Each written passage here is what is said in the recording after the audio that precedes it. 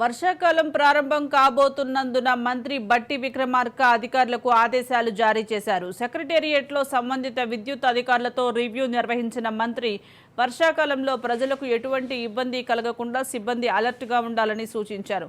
ఈ కార్యక్రమంలో ఇంధన శాఖ ప్రధాన కార్యదర్శి ముషారఫ్ అలీ, ట్రాన్స్కో శ్రీనివాసరావు పాల్గొన్నారు.